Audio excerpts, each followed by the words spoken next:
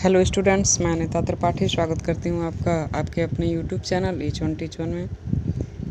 Students, हम पढ़ रहे थे मातृभूमि के लिए नामक खंड काव्य, जो डॉक्टर जयशंकर त्रिपाठी द्वारा रचित है। महान स्वतंत्रता संग्राम सेनानी चंद्रशेखर आज़ाद के जीवन चरित्र पर आधारित है ये खंड काव्य।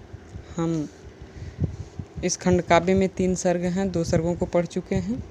तीसरे सर्ग बलिदान की तरफ आज हम बढ़ते हैं। आज हम तीसरा सर्ग बलिदान पढ़ेंगे।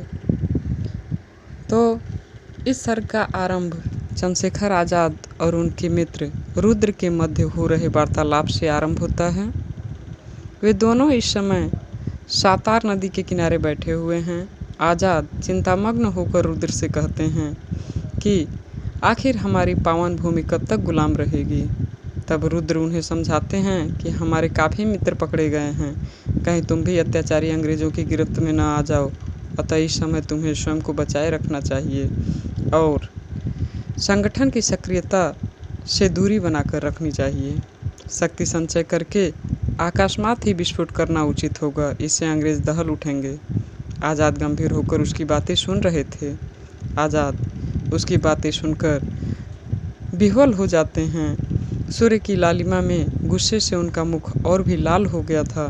वे कहने लगे, अंग्रेज़ों ने अब तक हमें पीड़ा ही पीड़ा दी है।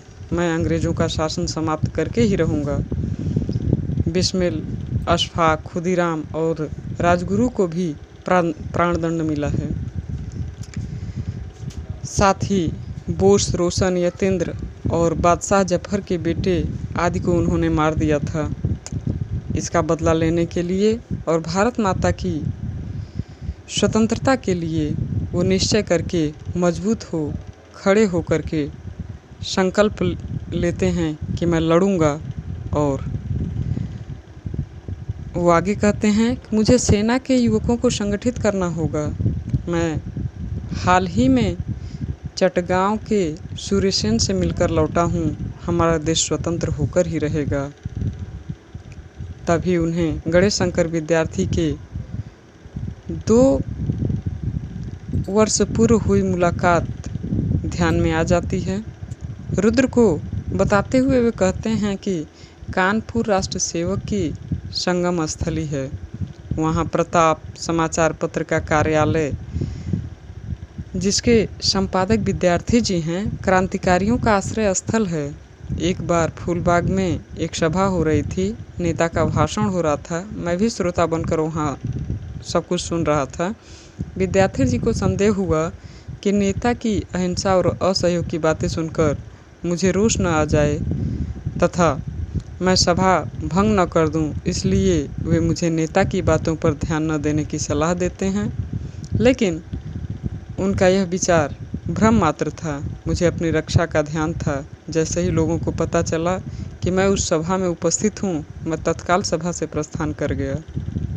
सबको मुझ पर अटल विश्वास और श्रद्धा है, इसलिए मुझे बीती बातों से शिक्षा लेकर संगठन को फिर से खड़ा करना होगा।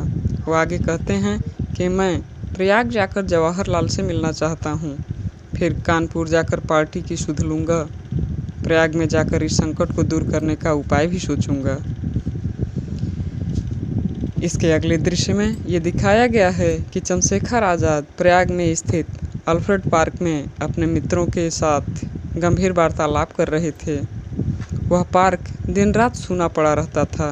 शायद वे अपने मित्रों के साथ वहाँ किसी का इंतज़ार कर रहे थे, परंतु अवधि बीत जाने पर, उसके न आने पर वह वहाँ से निकलने वाले थे। उन्हें लगा कि उनके साथ गद्दारी हुई है। तभी पुलिस की गाड़ी वहाँ आ रुकी। उनका शक सही निकला। उन्होंने उसी क्षण मित्रों को विदा किया और बंदूक में गोलियां भरकर मोर्चा संभाल ली। पहली ही गोली में उन्होंने एक देशी अफसर का जबड़ा उड़ा दिया, जिसे देखकर पीएस नाटबावर सकते में आ गया। 1 घंटे तक पुलिस और आज़ाद के बीच भयंकर युद्ध होता रहा। यह एक दंड का युद्ध महाविस्मयकारी भयकारी था। इतिहास लगा कहने ऐसा न लड़ा राघव वंचारी था। आज़ाद का साहस देखकर पुलिस बल सहम गया था। लड़ते लड़ते नाटबावर की कलाई में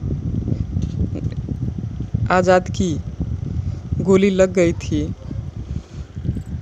भारत की कोटि कोटि जनता का मुक्ति सिपाही ये काकी लड़ता था, साहस था असीम, सीमा थी शासन सत्ता की। आसपास का सारा वातावरण गोलियों की आवाज़ से गूंज उठा, लेकिन उधर आज़ाद के पास गोलियां ख़त्म हो गईं।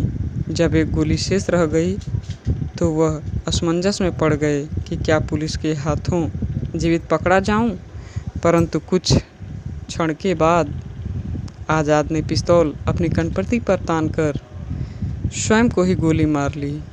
उनकी इस विस्मयकारी और साहसिक मृत्यु पर अंग्रेज अधिकारी नाटबावर का संदेह था, इसलिए उसने आज़ाद के मृत शरीर के पास पहुंचकर उनके पैर पर गोली मारकर यह परखा कि कहीं वह जिंदा तो नहीं। उनकी मृत्यु ने पूरे देश को स्तब्ध कर दिया। अपने इस महान नायक को खोकर जनता की आंखें गीली थीं। आज भी साधारण जन आज़ाद के नाम को बड़ी श्रद्धा से याद करता है।